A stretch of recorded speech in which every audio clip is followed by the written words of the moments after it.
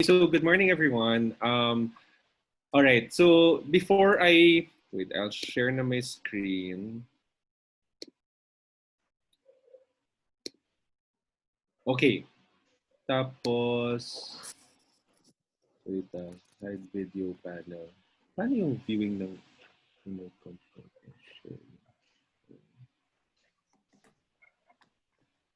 Anyways. Ayan, okay.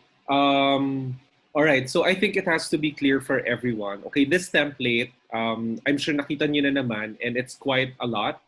But it's really important kasi tayo, we're financial advisors, di ba? So what's really important for us is um, we know how we can use this information for our clients, right? Hindi mo kailangan ipakita to lahat sa kliyente kasi maguguluhan sila. Even me, I'm still trying to look for a way to really simplify it. But what this will help you do is really create a big picture for your clients, no? And you know where to bring them. This has been very helpful for me na to have a continuing relationship with my clients kasi once I'm able to communicate the entire plan to them, mas malinaw sa kanila na hindi transactional yung mga ginagawa namin. No? And there's always a basis for me to follow up with them. So just to give you an overview, di ba tayo sa Sun Life, ang importante lang naman talaga sa atin is to really provide our clients with the security, which is insurance. So at the end of the day, it's really just insurance. No? The investment is on top of it. So ito yung pinaka-base template na dapat klaro sa atin as advisors and klaro din sa kliyente natin. So if there's one thing na pwede mong pakita sa kanila, it's this one. Sun Life has their own version, but for me, it really helps to have clarity in numbers. No? So I divided into three major sections. Nakita niyo naman to, yung immediate needs. I think this is self-explanatory. V, if there's anything that you want me to clarify, just let me know. Because I'll go straight to computing everything.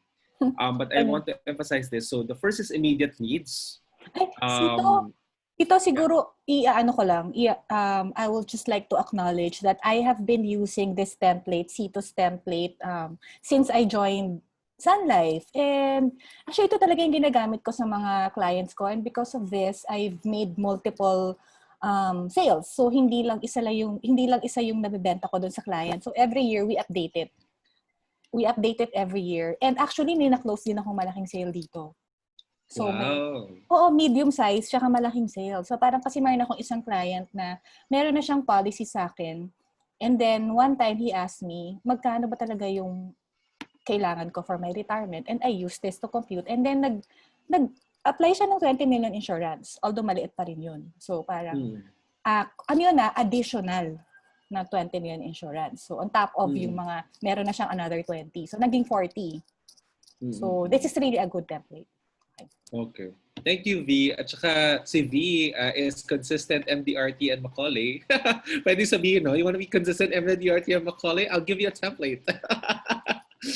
Dito, so tama, no? I like, V, what you said, no? Parang, kasi yun yung usually common questions ng client, eh. Magkano ba talaga insurance meron ako kailangan? Magkano talaga kailangan for college? Magkano talaga kailangan ko for retirement? So, eto, all right. So the first one is the immediate needs. Okay. Next is educational needs. So for clients na may anak, very important to. And yung income continuation. Ang pinaka-important dito is you give them this number, this 34 million number, because yan yung talagang ideal insurance requirement nila. Once you tell them that, it's easier to scale down rather than you approach them and you say, oh, 1 million, 5 million, 10 million, kuha tayo. No, it has to be within a context. 34 million given the situation. Then, i-acknowledge mo. Because once you acknowledge it, parang you're really not out there to just sell. Acknowledge mo and makikita din nila magkano mga existing insurances mo. May Sun Life basta, may Manulife, True Life, lahat, even the company insurances. So ilagay mo yan dyan.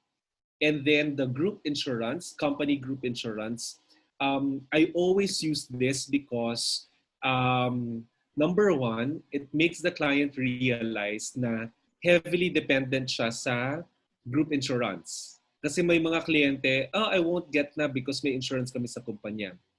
On the other hand, if you're talking to a business person, this gives you a door to discuss with them how to include group insurance in their company or even get group insurance for their benefit as owners. Liquid assets, kinakount mo din yan. Bakit? Kasi laging objection ng mga kliyente, may pera naman ako, may negosyo naman ako. So you include that. So sige, for purposes of discussion, sama natin lahat ng pera mo, negosyo mo. Then, pag natanggal mo yun, magkano talaga yung insurance na kailangan mo. And 99% of the time, if I'm not talking to a whole, 99% of the time, meron at meron siyang gap. Over the last 7 years that I've been using this, there's always a gap. So ito lang yung, and then, okay, one last point is the critical illness. I always include this in this template because ang often overlooked ng mga kliyente, life insurance lang kinukuha nila. So I always put critical illness. And the way I put it is, ganito lang, very simple, no? Total protection needed, break down ko siya, no? So meron ba siyang existing coverage from HMO, critical illness. Anyway, how do I compute this critical illness insurance? Simple. Treatment. Magkano bang treatment ang kailangan? Off the bat, I always say minimum 3 million. Bakit? If you look at the mga information provided in Sun Life, cancer, stroke, heart attack, minimum is 3 million coverage. And then, I add 12 months of monthly income. So kung monthly income niya kunwari 350,000 multiply by 12, that's 4.2. So I always say minimum for critical illness mo is 7.2 million. Lagi dadagan ko lang yan ng kwento na, okay, something happens to you, anong gusto mong mangyari? May HMO ka, sinagot ng HMO mo yung expenses, 3 million papasok, pwede mong panggasto sa medical expenses, 4.2 million papasok, you have the choice not to work so you can focus on recovering. Do you want that? Do you want that concern-free situation pag nagkasakit ka? Then once I get that agreement, automatically whatever solution I provide, I give them 7.2 million critical illness insurance. So usually nagbabago lang dyan itong 4.2 million. Dar, may dadagdag ka? Yeah, Honda, I appreciate that, no, that effort to actually walk it through their head. I think that's very important that they visualize them actually getting sick, so that it becomes a real need for them. And at the same time, yung benchmarking mo na 12 months, I think, is appropriate kasi when you have a critical illness, that's pretty much about the time that you need to recover, you know. Yes. And that statement that you made that you can focus on your sickness because you have 12 months of salary in place really helps. Yeah. Thanks, Dar. And thank you for that, no. If tansya ko na nag-afford ni client, again, no, this first template, kaya ako nag-expand, why am I spending time on it? Because if this is clear to you in your mind, kahit hindi mo to ipakita sa kliyente, nakikwento mo sa kanya, na-walk through mo. Thank you, Dar, for that because etong income replacement, if kaya ng kliyente, how much income do I use? I actually use the combined income of husband and wife. Why? So kunwari, si husband is 100,000, si wife is 100,000, income replacement ko is 200,000. Why? Because ang kwento ko sa kanila is, if nagkasakit ka, who is likely to take care of you? Not your kids. It's your spouse. And do you want to have the option that even your spouse has the ability to leave work and not be scared for the next 12 months because meron kayong pera? Meaning, sagot lahat. Income mo at saka income na asawa mo. And there are times that they want that. So, sabihin, hindi, okay lang, kalahati lang.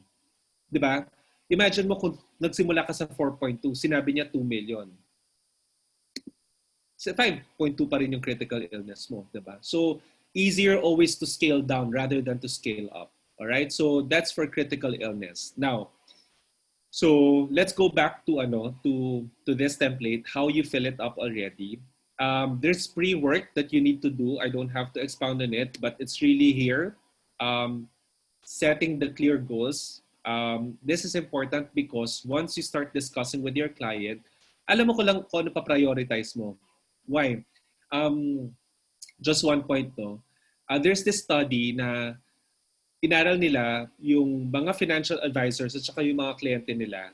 Ang tanong lang is, tinatanong nila yung mga kliyente, are your financial advisors able to address your concerns? And yung sagot ng study is parang 70% of the time, hindi. And the main reason is, yung kliyente, may priority yan, top 1, 2, 3. Yung financial advisors, may priority sila na tingin nila kailangan i-prioritize ng kliyente.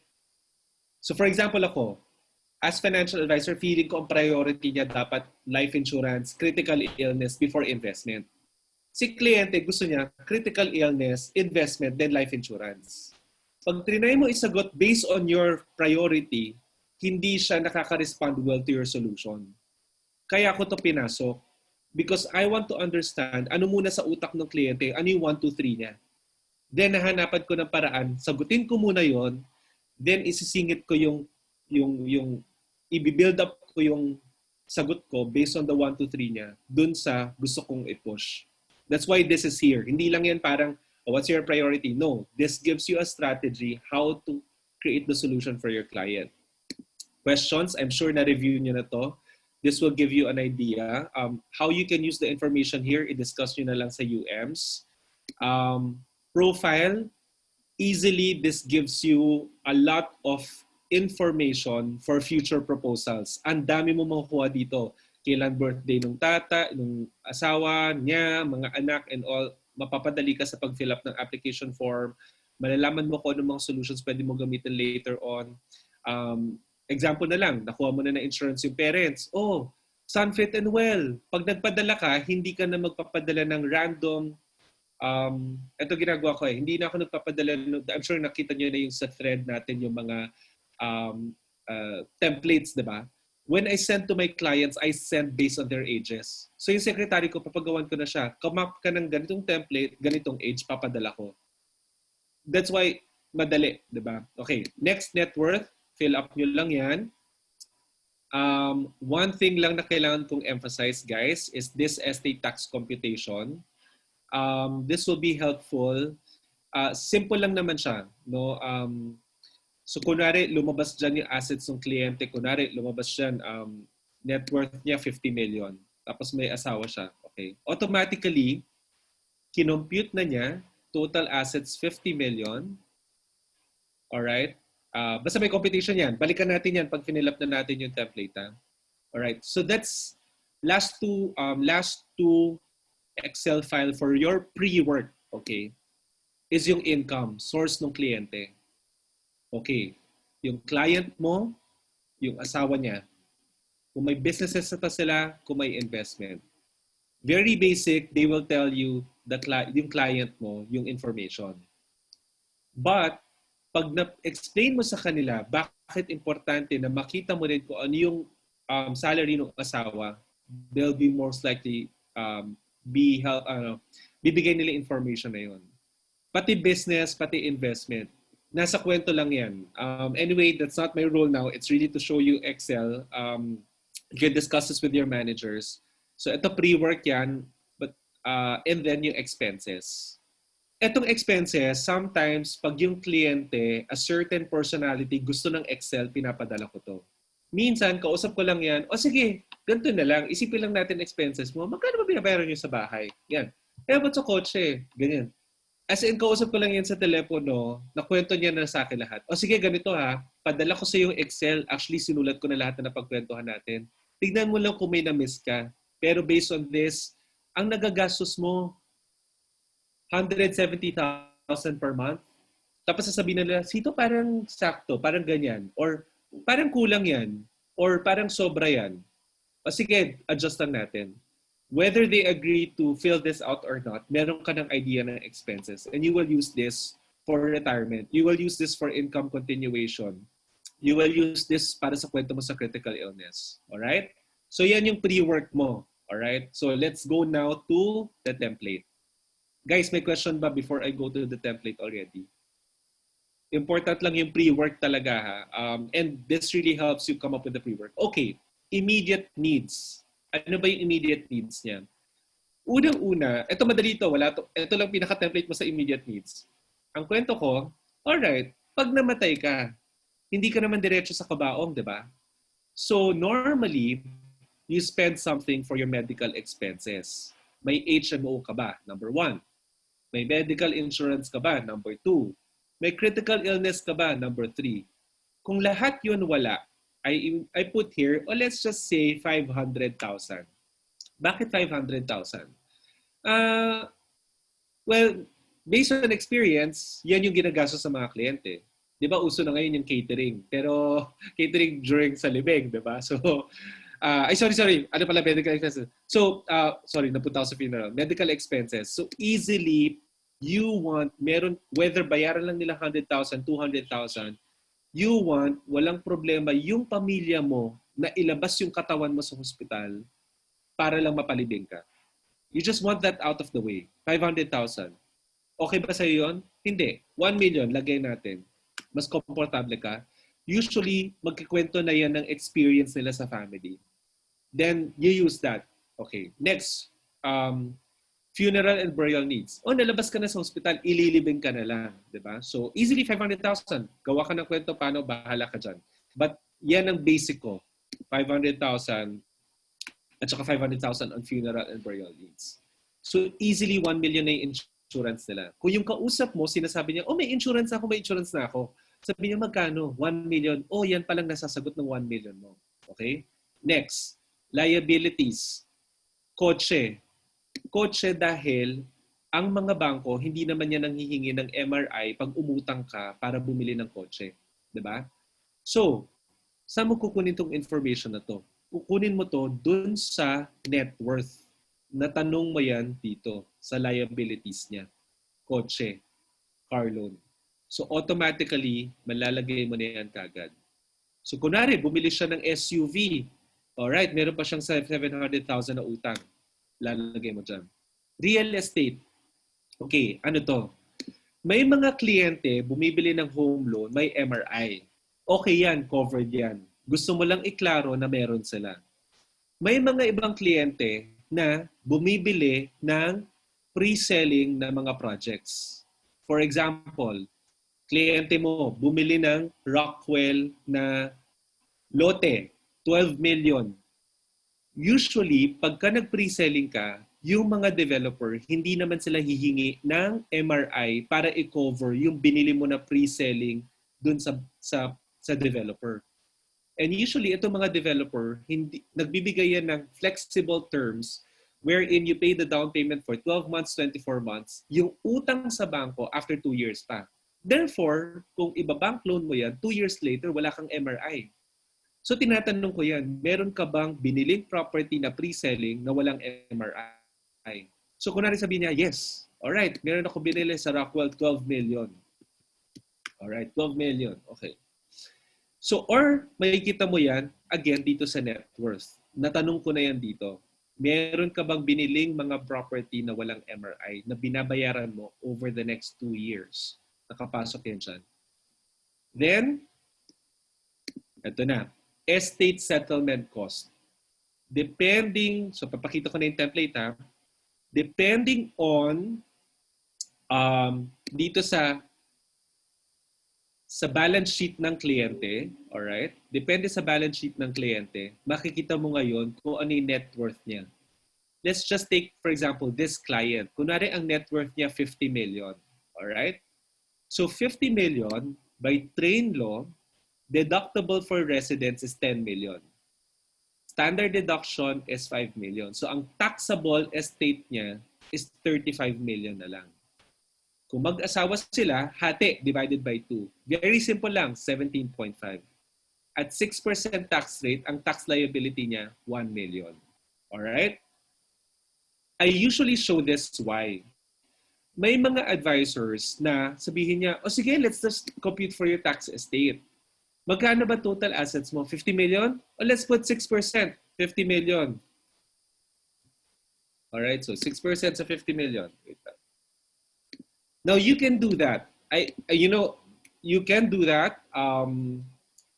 If you get away with it, good. That's great, diba? So easily 3 million ang papakuha mo sa kanya. But I discussed this because this elevates me compared to all other financial advisors na sasabihin lang nila, oh, estate mo, 50 million, 6%, 3 million.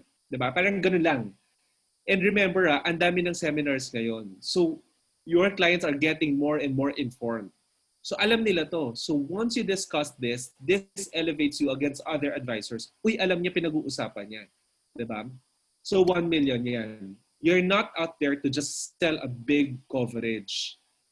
Believe me, pag napakita mo to sa kliyente, minsan sila na magsasabi sa'yo, I want more. At saka nalagay, so 1 million, sorry.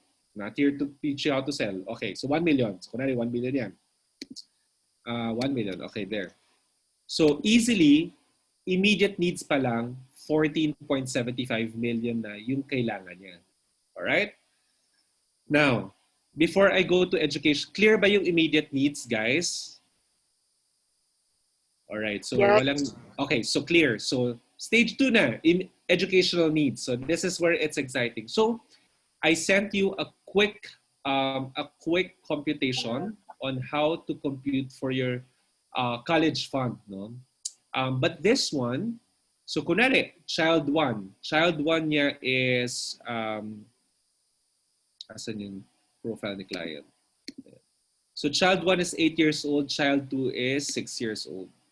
Alright? So pwede mong gamitin yung multiple na pinakita ko sa'yo. But this one, it's more, because yung multiple na pinadala ko sa inyo before, it's just college.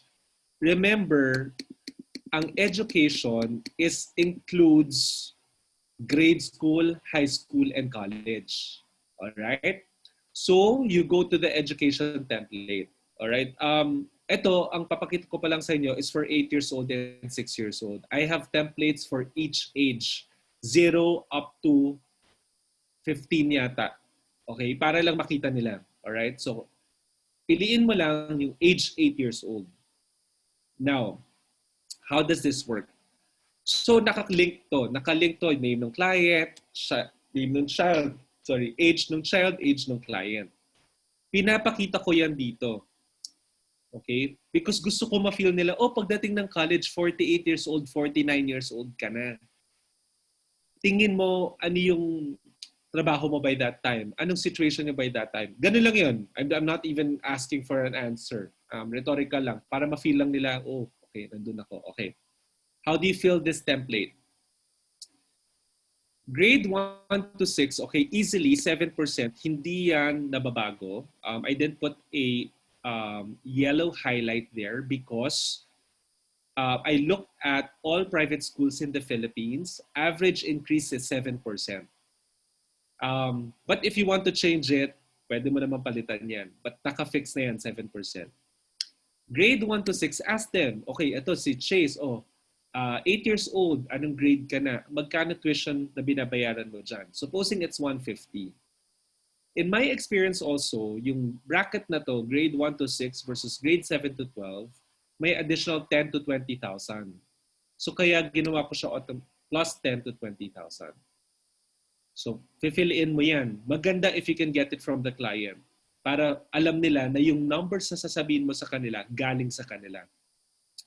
College, first to fourth year, I put in, say, for example, 240 because Ateneo is 120 per semester, so that's 240. Ang Lasal is 80 per semester sa starting, wala pang major, so times 3 is 240 din. Diba? So 240, ganyan. Ganyan lang magkwento. Ang average increase na ginamit ko is 5%. Pwede mo rin yung palitan, but I prefer this fixed. Okay? Now, sabi mo sa kanila, okay, based on CHED, it's 12%. Ang increase, this is a study in 2008. But let's just use 5%. So meaning this could be more. But let's just use 5%. So, na-fill up mo na yan, yellow, yellow, yellow. Okay. Highlight. Itong pinaplano natin, client, hindi pa kasama ang miscellaneous fees. Bakit? Because I'm assuming may trabaho ka pa by that time. But if you want to include planning for miscellaneous expenses, we can do that later. I just want you to cover very basic foundation first. All right? Meaning then, that's another chance for you moving forward to increase the insurance coverage of your client. So, question, investment returns. Okay. Ine-explain ko lang to. You can explain this to your client, minsan hindi na nila care to. But I just want you to understand the rationale behind it. Okay, so I assume this is basically what will happen to the money when it goes to your client. Kunwari, mag-asawa, namatay yung kliyente, the money goes to your spouse. Paano niya ba ito i-manage para ma-make sure tapos hanggang college? So, sa cash, wala ako nilalagay sa cash. Bakit? Kunwari nakatanggap siya ng 2 million, tuition fee na.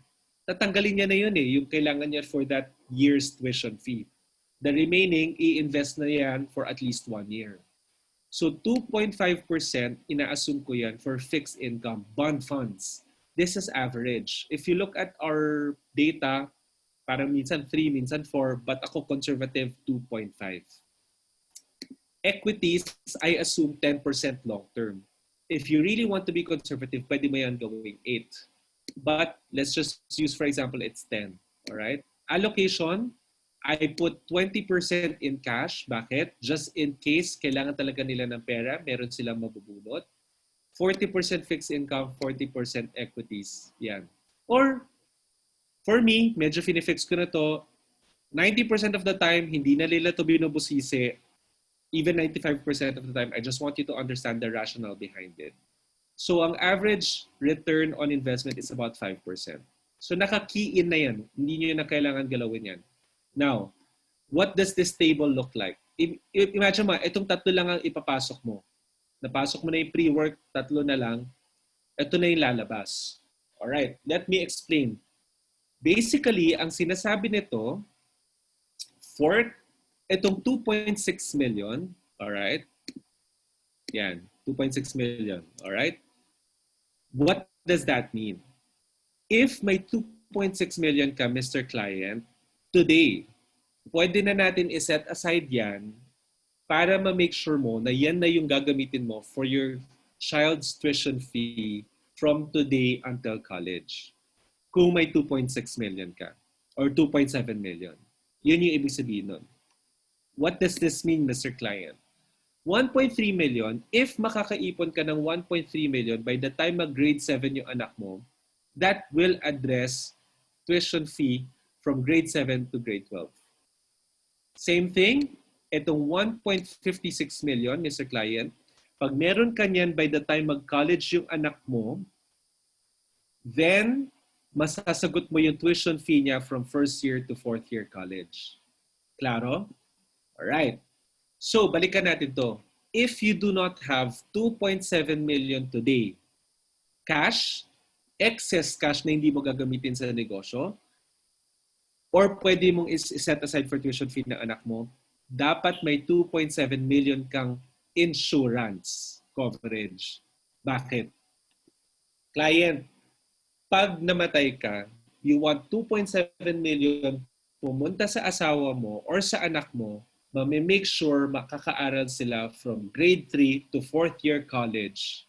Hindi sila kailangan magbago ng school, hindi sila kailangan tumigil, makakapag-aral sila kung nasan sila ngayon. Kaya 2.7 million yan. Guys, dito nyo yan ipapasok, yung 2.7 million. Balik ka dito sa template. Child 1, pangalan niya, si Chase. Alright? I-link mo lang yan doon. 2.6 million. There. Lalabas na siya dyan. So, 14 million immediate expenses, 2.6 child 1 pa lang. Alright. Now, child 2, same lang ang explanation. So, link mo lang yan, child 2. Kay Lizzie. So, Lizzie. Child 2, 3.5 million. So, 6.1 million. So, itong dalawa pa lang, alright, alam mo na, 20 million na yung kailangan ni kliyente. Okay? Just this two, pwede mo nang sabihin kay kliyente, anong gusto mong i-prioritize? Ito or yung education ng anak mo? Sometimes they will say, I want both. Magkano both? Sometimes they will say, education muna. That's good. Because pag nakabenta ka na ng insurance for 6 million, ang next na magiging benta mo is 14 million or a portion of that. Alright? So guys, klaro ba yung pag-fill ng education needs? Before I move to yung second phase ng educational needs. Uy, sumagot naman kayo. Okay. Hindi, dapat siguro yan, practicein nila. Yes. Actually, Oo, by after themselves. nito, Oo. ang recommendation ko sa inyo guys, use this template for yourself. Or kung wala ka pang asawa or hindi, use this template. Whether may anak ka or asawa ka, use this template because malalaman mo, at the very least, kung single ka, ang ma-fill in mo itong immediate needs, lifestyle support if nagbibigay ka ng suporta sa parents mo, and critical illness. Yung tatlong section na yon relevant kagad sa'yo kahit single ka. Pag may anak ka, ang nadadagdag lang dyan, educational needs. Pag malaki na yung net worth mo, estate settlement costs. I think si Ching parang nagamit na yata niya, no, Ching? For your, parang educational, for your one of your clients. Yeah, pero usually hanggang ano lang kami, parang not enough kasi yung funds. So, pero ginagamit ko siya, semblance of it. Yeah. Actually, tama. Ang kailangan mo lang naman dito, guys, this template is really give you a even semblance. Kasi pag, ang importante, may idea ka ano yung kailangan ng kliyente mo. Because kahit ano balik-baliktarin na sitwasyon, kaya mong i-explain sa kanya. Yes. Sorry. Medyo ano na to, ahead na to. Pero kasi so dun sa last two clients ko, medyo mas strict ako na iniisa-isa ko talaga yung targets. Actually, yung mga last couple of clients ko kasi nga may time, 'di ba? So nagagawa ko sila ng ganitong type of exercise.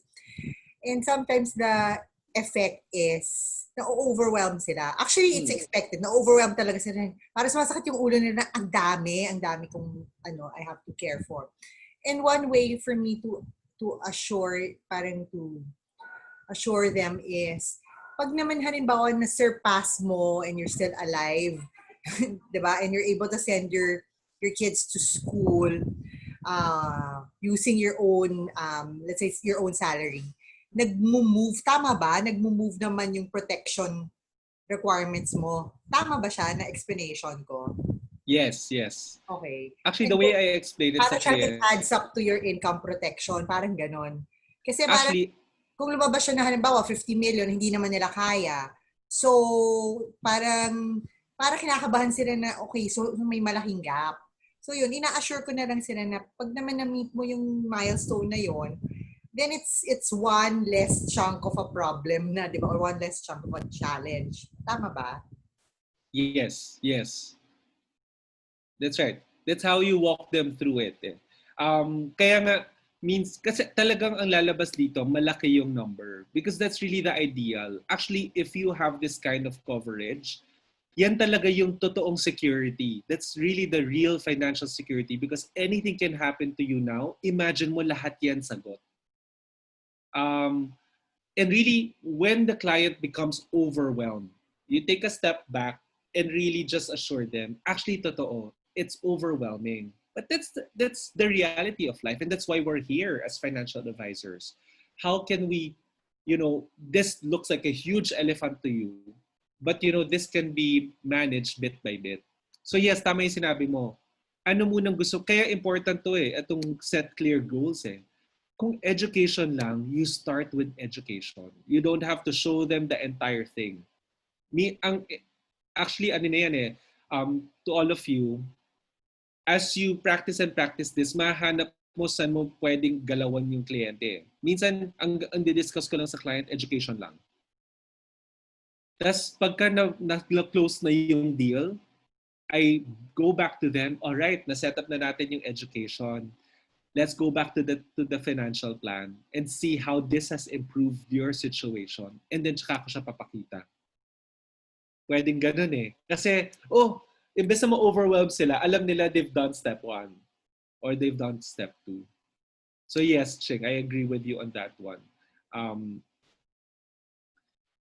Yeah. So dapat ikaw yung advisor, gamitin mo tong template na to kasi pag na-overwhelm ka, overwhelmed din yung kliyente mo. But if simple siya sa'yo, kahit overwhelmed yung kliyente, masisimplify mo siya. Alright. So, okay. So that's educational needs, okay? And then, itong family income support, you just get yung monthly expenses nila. Okay. So, gagamitin mo yung pre-work na expenses mo. Ayan, so details of lifestyle expenses. Pwede mong i-link 171 kagad, di ba? Papasok mo siya dito. So, 171.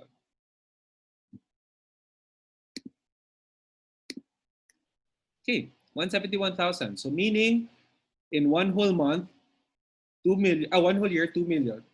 Investment return of 5%, meaning may 41 million. Ano ibig sabihin nito? Something happens to you, 41 million will go into your survivor's account, and that will make sure they have 171,000 per month hanggang maubos nila itong 41 million. So, that's the clear picture. Mamaya ko na yung mga caveats ko ha. So 14 million on immediate needs, educational needs 6 million, lifestyle support 41 million, 62 million. Client, ito yung kwento dyan. Okay, magic number mo 62 million. Okay? Not necessarily kunin mo yung 62 ha, pero ito lang ibig sabihin ng 62. Something happens to you, 62 million may papasok sa account ng asawa mo, bayad yung hospital expenses mo, mapapalibing ka niya, bayad yung utang sa kotse, bayad yung utang sa bahay, hindi nila kailangan ibenta, hindi nila kailangan i-fire sale, bigay mo na yun sa kanila, malilipat lahat ng titulo sa pamilya mo nang walang problema, mapapaaral mo yung anak mo hanggang college, tapos sila, yung dalawang anak mo, and your surviving spouse can focus on the needs of your kids because hindi niya kailangan mag-isip saan kami kukuha ng pera pang araw-araw namin. That is why 62 million is your magic number. If you can get that, that is what can let you sleep at night, knowing that even if you don't wake up the next day, your family will be okay. That is true security. Not 1 million coverage, not 2 million coverage. It's 62. Ganun ko siya sinasabi. Now, Cito, may mga insurance ako eh. Great! Akin na lahat ng policies mo. Ako na magbabasa, iisa-isahin ko para malaman ko ano talaga yung mga policies mo na yan. And once na pinakita, often most of the time, pag pinakita ko tong 62, they cannot wait to give you all their policies para lang malaman nila asan ako. So I will analyze all the policies. Then, pag na-analyze ko na yan, this is how I put it for you who wants to go through that. All right. Insurance policies. Gumagawa ko na, nilalatag ko yan. Company, plan name, status, type of insurance, reviewin nyo na lang yan. Bakit? Marami kayo information na makukuha dito na pwede nyo pang gamitin later on. But, eto muna, fill mo na. So, mag-fill mo yung template na yan. Mapapasok mo yung insurance. Okay. So, supposing may 1.6 million insurance si client. Immediately, bakit to helpful? Ma-realize nila na yung dating dahilan nila sa lahat ng lumalapit sa kanila na may insurance na ako, alam nila kulang yan. Balikan mo sila 1 year, 2 years, 3 years down the line, alam nilang kulang yung insurance nila. So, next, company insurance. Kung matagal na sila sa company, I put it here. No? And normally, sabi ko sa kanila, sabihin nila, most of the time sabihin nila, hindi ko alam magkano. Okay, sige, let's just assume meron kang 48 months because that's the average. Alright? So, kunwari, ang monthly salary niya is 100,000. So, 100,000 times 48 months. So 4.8 million. Alright? Liquid assets. Nakuha mo yan dun sa net worth slide. May cash ba siya? Meron siya mga investments.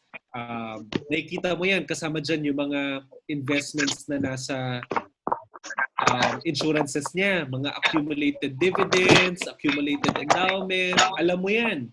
Malalagay mo yan lahat because that's money for him. Business asset. Meron ba siyang negosyo? So, laging tanong ko sa kanila, and this again puts you in a different light, ha? Meron ako isang client, after ko pakita to, sabi niya, sige, Cito, ang main bread and butter namin, itong company namin. So, ang tanong ko sa kanya, sige, magkano tingin mo value ng company mo? Magkano tingin mo value ng company mo? Pwede gawin natin 85 ito, guys. Magkano? Ito.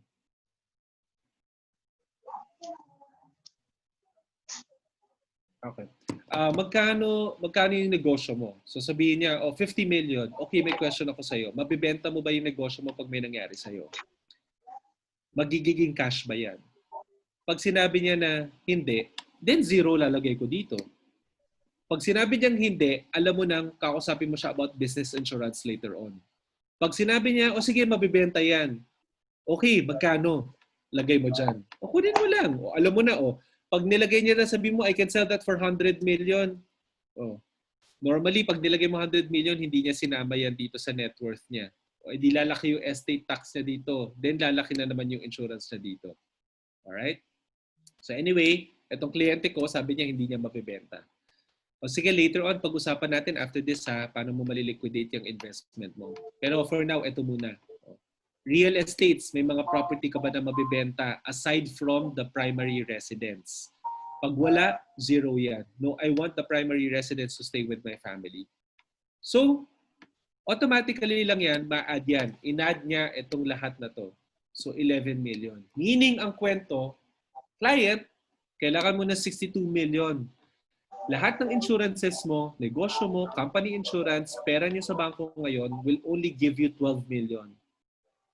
Pag napakita mo to sa kliyente, yung mga kliyente na feeling nila, hindi ko kailangan ng insurance, meron akong 10 million.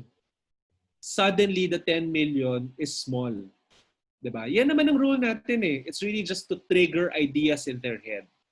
Ang dami mong pera, game, sige. Tingnan natin yung context.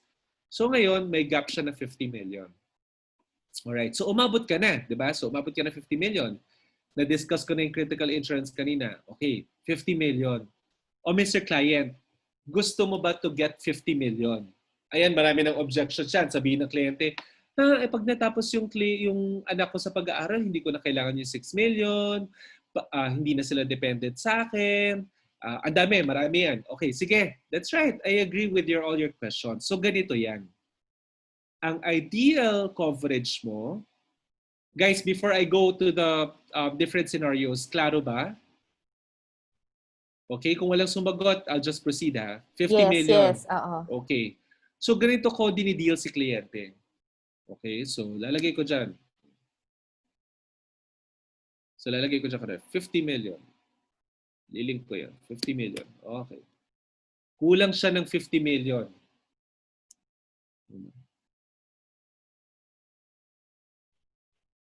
Ito.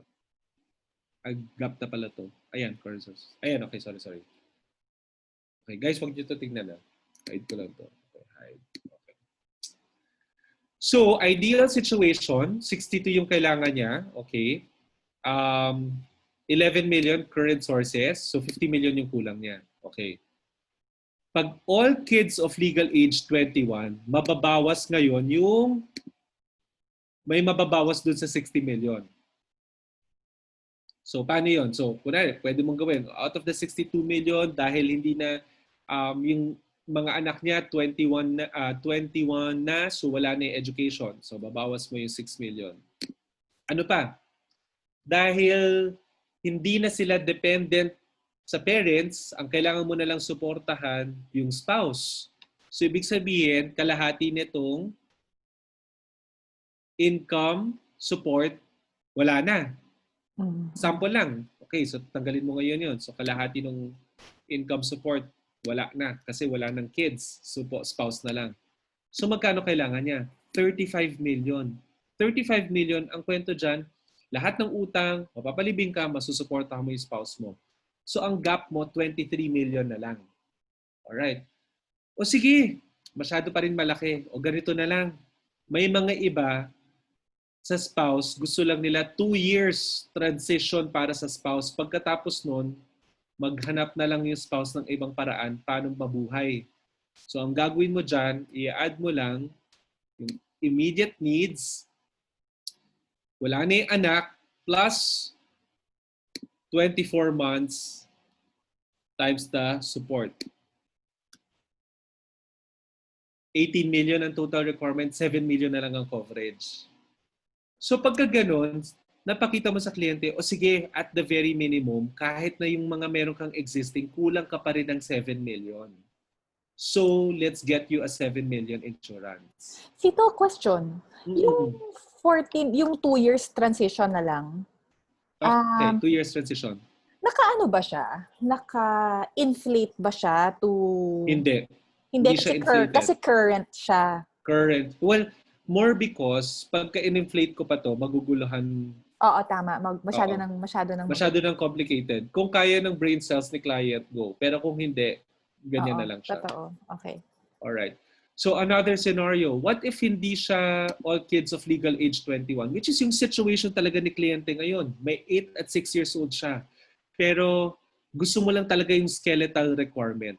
Ano ba yung skeletal requirement? Guys, pakita ko lang para mas visual. Ano yung skeletal requirement? Ang pinaka-skeletal for me ililibing ka eh. Diba? Ililibing ka, magbabayad ka ng hospital.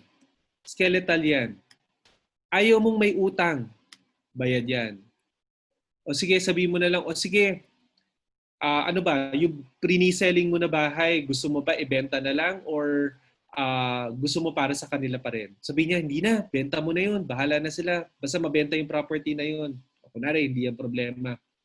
Estate settlement cost, ayan, okay. So, dito pa lang, ang skeletal requirement is 2.75 million. Guys, yung 8 at 6 years old niya, it's a non-negotiable. Do you agree? Non-negotiable ang education? Non-negotiable. Okay. 2 years transition para sa pamilya. After ng 2 years, yung spouse has to find work.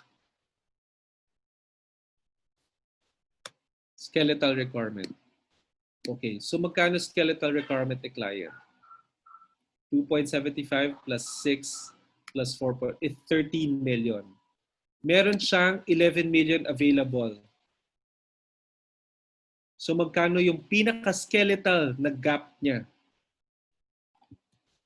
Skeletal na gap niya is 1.2 million.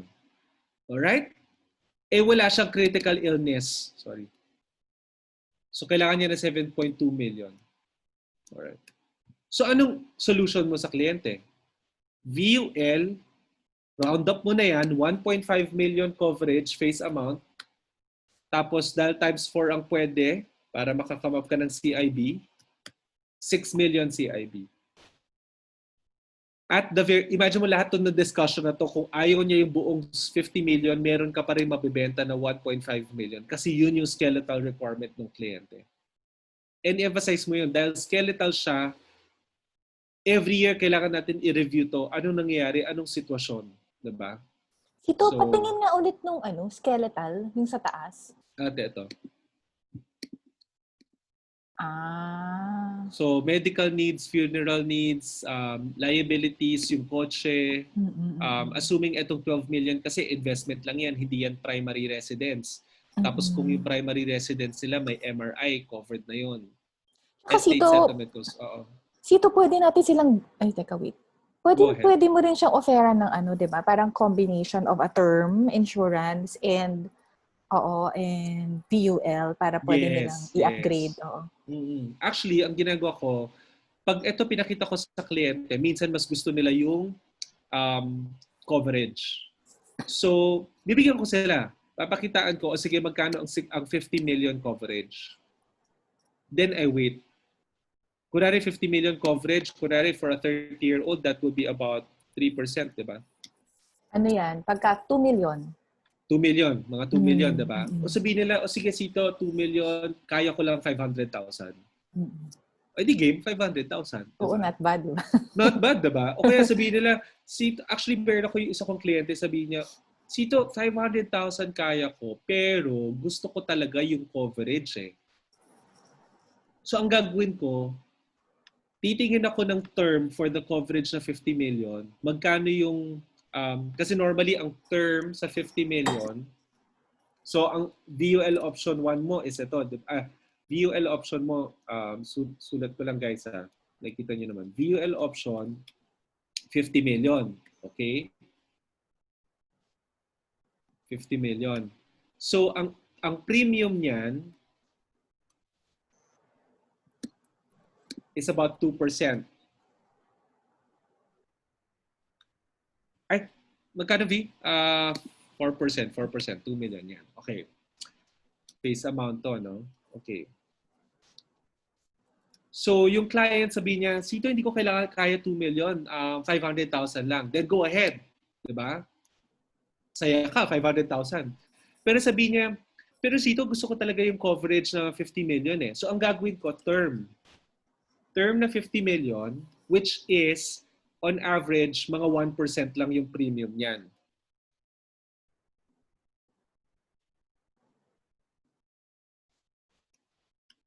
So, 500,000. So, sabi nila, okay. Okay, pwede yan. Or sabi nila, parang gusto ko merong konting investment. O sige, ganito gawin natin. Kalahati, i-ano natin. Kalahati, term mo. So, 25 million. Divided by 250,000. Then yung 250, ipang VUL mo or ipang investment mo. Did you see guys, pagka nanggaling ka sa malaki, ang daling mag-scale down tapos you engage them in the conversation on how to cover them. Mm-hmm. Sila na rin nagsasabi kung magkano, sila magsasabi kung ano, at saka mababalikan mo sila. That's how you use this. So, yun yung importante. We've been here for 45 minutes. At yun naman yung pinaka-importante kailangan nyo ma-cover. Everything is linked to the pre-work. You can discuss with your manager or with V, with DAR, kung paano mag-come up ng mga solutions for the client depending on dun sa pre-work na makukuha ninyo. So before I just go through the different templates, kung may na-miss out lang ako, meron ba kayong questions? Cito, ako meron. Yung educational Yes, plan, kasama ba dun yung miscellaneous expenses or tuition fee lang yun? Tuition fee lang yun.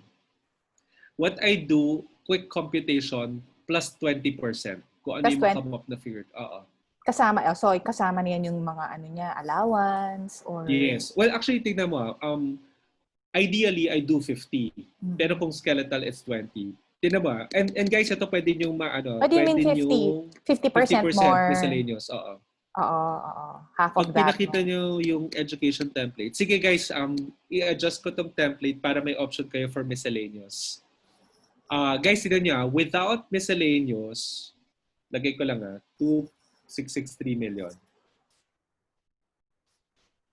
Okay, 2,663 million without miscellaneous. Tignan nyo effect pag dinagdagan mo to ng 50%. So, for miscellaneous expenses, it's 3.9 million, which is about 50% din. So, basta pagka miscellaneous mo, gusto mo 20%, whatever number makam up mo dito, you just add 20 or 50%. If you want more specific, I can include that in the template. Questions? Pwede na siguro yun. Pwede na. Actually, ano naman ang importante lang naman sa kliyente. Again, guys, itong template na to, this is all in your brain. This is all for you until hingin ng kliyente. Ang importante lang kasi, whatever sabihin ng kliyente, meron kang way to actually explain why you have that number. So guys, anything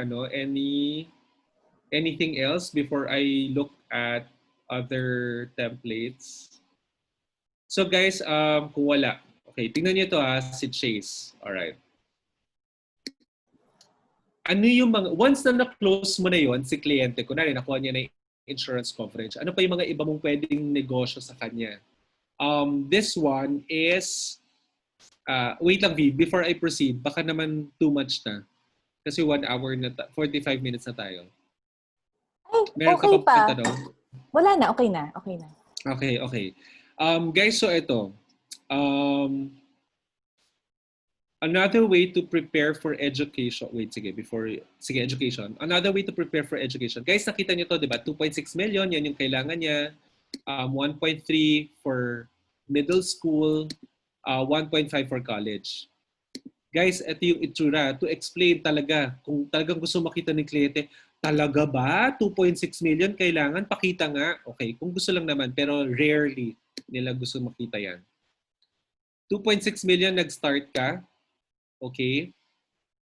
Kumita yan ng 5%, gumastos ka ng tuition fee na 150 for the first year, income over expenses is negative, so ending balance mo 2.638 million. Lumaki yan, okay? Napunta siya for grade 4. Kumita ulit, bayad ka ng tuition, yan yung natira. Guys, if you look at this, pagdating sa 4th year, it's 0. So, ibig sabihin, kung ang meron lang sila 1 million,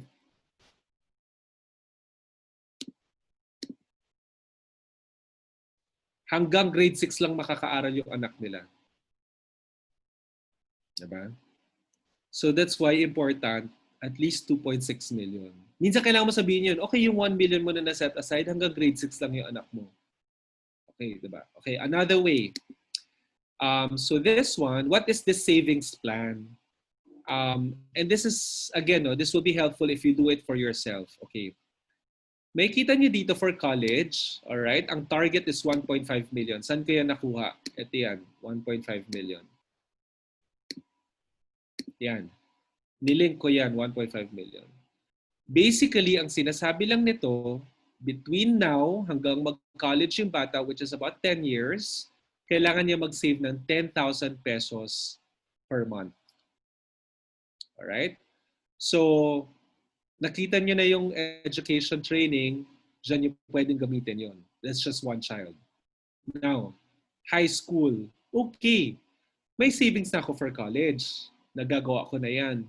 Gusto ko naman makasave ako for yung middle school. The target for middle school is 1.3 million. So, nakaplug yan dyan. And it's about 4 years from now bago siya mag-middle school. So, kailangan mag-save ni parent ng 24,700 per month para dun sa high school target fund, middle school target fund. So, pag naipon niya yan, then wala na siya problemahin paano yung tuition fee pag nasa middle school na yung anak niya. So, how do you combine that? From now until high school, ang sinisave niya 35,000 per month. Dahil pagdating ng high school, meron ka ng pondo na 1.3. From year 13 or from grade 7 onwards hanggang college, 10,000 na lang. So that's information for you. You can use it any way you want to set up a 10,000 monthly VUL. Or once na masarado mo na yung college, you get them another product that helps them save 25,000 per month. And usually, pag short-term na lang yan, I recommend mutual fund. Kaya guys, I highly recommend to you guys get your mutual fund license. So that's education. Yun yung education templates natin. What else? Okay, one last topic. Guys, I suggest you use this template for yourself. Sabihan niyo lang si V, once nagawa niyo na for yourself, kung we can have another session where you can ask questions or we can review. Kasi pag nagamit niyo na yun, mas dyan napapasok yung mga questions. Kung ayaw niyo sa sarili niyo, hanap ka ng kapatid may anak. Or best friend niyo na may anak. Para maging kliyente niyo na siya. Alright. Retirement. For this retirement, okay, pag employed yung tao, guys, kaya niyo pa ba? Medyo mukhang 15 minutes, 30 minutes pa tong retirement. Oy, kaya pa daw ba? Sige. Cheats, ang gawin natin, putulin mo yung video now. Okay.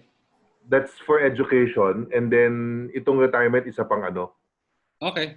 Sige. Isa pang video. V, pa-stop na. Sige, tapos stop ko na. Mahal daw magkaanak, sabi ni Diana. Oo.